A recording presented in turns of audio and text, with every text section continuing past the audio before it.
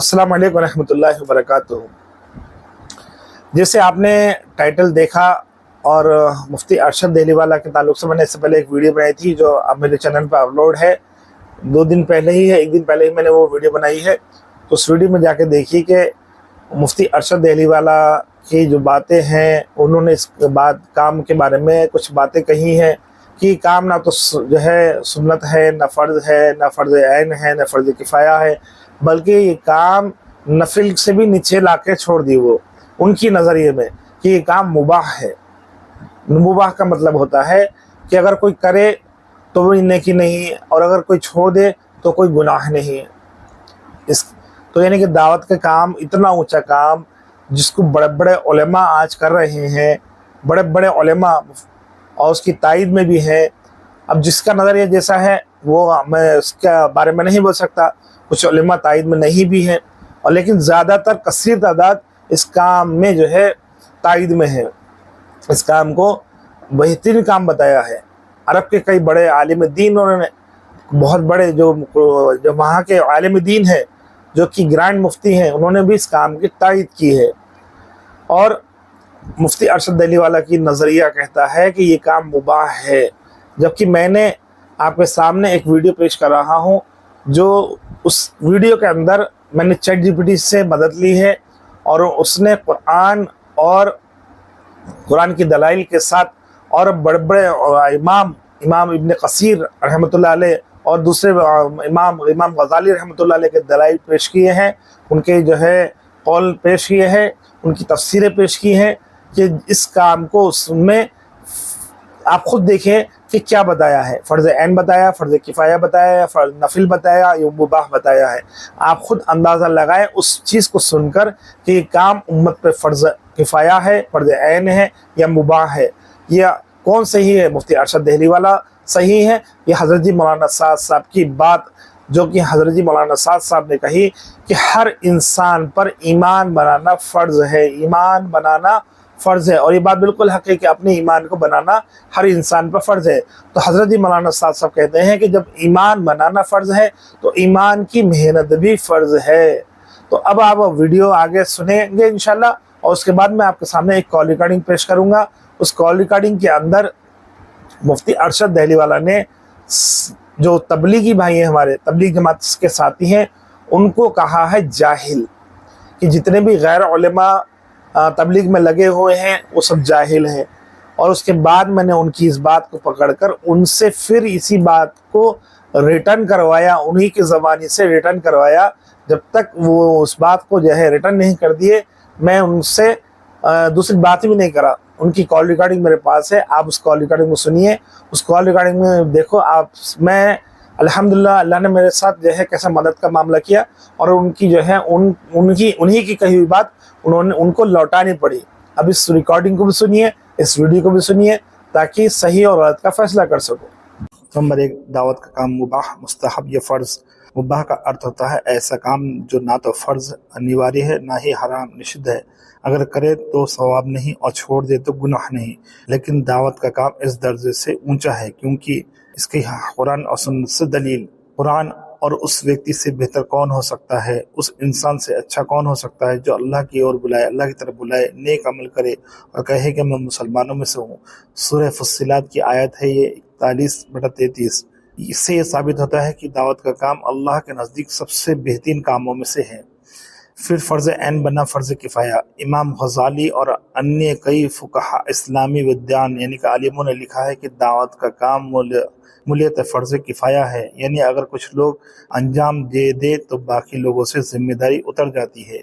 उसके बाद आगे लिखते हैं, लेकिन जब दावत का काम छोड़ दिया जाए या समाज में खुले आम गुनाह और बेदीनियत फैल जाए तो यही काम फ़र्ज़ ऐन बन जाता है, और फिर हर शख्स पर ज़रूरी है कि अपनी ताकत और हैसियत के मुताबिक दावत में लगे। नंबर 3, ईमान की मेहनत फ़र्ज़ है। मैंने इनसे सवाल पूछा था तो इन्होंने कहा आपकी बात बिल्कुल सही है, ईमान को हासिल करना हर इंसान पर फ़र्ज़ है, और अगर ईमान लाने के लिए दावत और मेहनत ज़रूरी है तो वह मेहनत भी फ़र्ज़ हो जाती है। हज़रत मौलाना इलियास साहब रहमतुल्लाह अलैह ने इसी बुनियाद पर दावत व तबलीग के निज़ाम का क़याम किया कि बिना ईमान और अमाल के किसी की निजात मुमकिन नहीं, और यह सिर्फ पढ़ने صرف پڑھانے یا سمجھانے سے نہیں بلکہ محنت سے ہوتا ہے۔ اس کے بعد یہ نتیجہ دیتا ہے آج کے حالات میں دعوت کا کام فرض عین ہے، خاص کر جب لوگ مذہب سے دور ہو رہے ہوں، گناہ عام ہو چکا ہو، مسجدیں خالی ہو رہی ہوں اور صحیح اسلامی تعلیم لوگوں تک نہیں پہنچ رہی ہے۔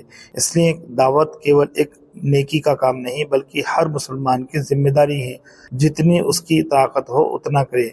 کتنی آج ہم اس بات 3 پوائنٹ پہ غور کر رہے ہیں، دیکھو کہ لوگ مذہب سے دور ہو رہے ہیں، گناہ عام ہو چکا ہے، مسجدیں خالی ہو رہی ہیں۔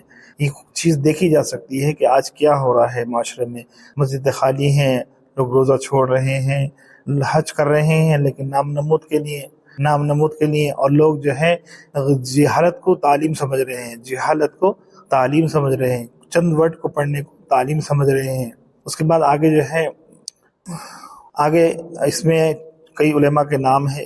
نمبر 1 امام ابن کثیر، تفسیر ابن کثیر میں آیت کا حوالہ دیے امام ابن کثیر، اور تم میں سے ایک جماعت ایسی ہونی چاہیے جو بھلائی کی طرف بلائے، سورہ آل عمران آیت نمبر 104۔ ابن کثیر تفسیر میں لکھتے ہیں کہ اس آیت میں امت کو یہ حکم ہے کہ ان میں سے ایک جماعت دعوت و اصلاح کے کام پر لگی رہے، اور یہ فرض کفایہ ہے، لیکن اگر کوئی اسے نہ کرے تو سب گناہ گار ہوں گے۔ جب کوئی نہ کرے تو سب گناہ گار ہوں گے۔ تفسیر ابن کثیر، سورہ آل عمران۔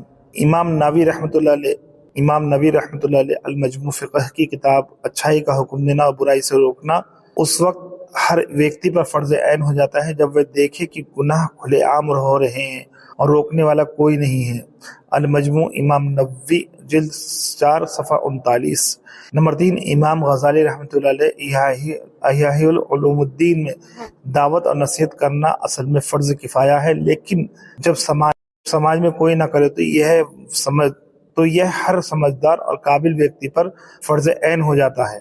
احیاء العلوم میں کتاب امر بالمعروف کی یہ جو ہے بات ہے۔ نمبر 4 امام قرطبی، تفسیر قرطبی میں لکھتے ہیں آیت، تم سب سے بہترین امت ہو جو لوگوں کے لیے نکالی گئی ہو، تم اچھے کا حکم دیتے ہو اور برائی سے روکتے ہو، سورہ آل عمران کی آیت نمبر 110۔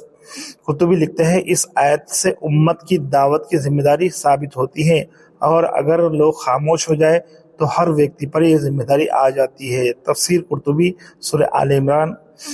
اور نمبر 5 امام رازی، تفسیر کبیر، اگر کسی بستی میں کھلے عام گناہ ہو رہے ہوں اور کوئی نہ روکے تو وہاں کے ہر جانکار ویکتی پر امر بالمعروف، اچھائی کا حکم دینا فرض عین بن جاتا ہے، تفسیر کبیر آل عمران آیت نمبر 104۔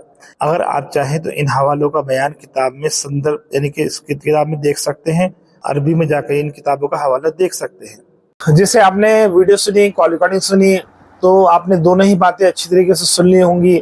اب آپ خود اندازہ لگائیے کہ مفتی ارشد دہلی والا کی بات صحیح ہے یا جو ہے مولانا حضرت سعد صاحب کی بات صحیح ہے۔ حضرت جی نے کہا یہ کام فرض عین ہے اس وقت، اور چیٹ جی پی ٹی میں جو دلائل پیش کرے علماء کے، بڑے بڑے اماموں کے، انہوں نے بھی یہی کہا کہ یہ کام اس وقت امت کے اندر فرض عین ہے، کیونکہ حالات کیا ہیں؟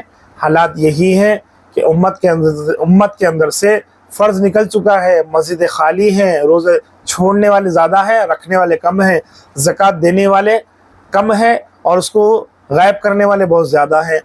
بتاؤ آج کے دور میں کون زکوٰۃ پوری دے رہا ہے؟ کون صحیح سے زکوٰۃ دے رہا ہے؟ کون جو ہے فرض نمازیں پڑھ رہا ہے؟ مسجد کے اندر لوگ صرف ایک صف یا 2 صف میں مشکل آتے ہیں۔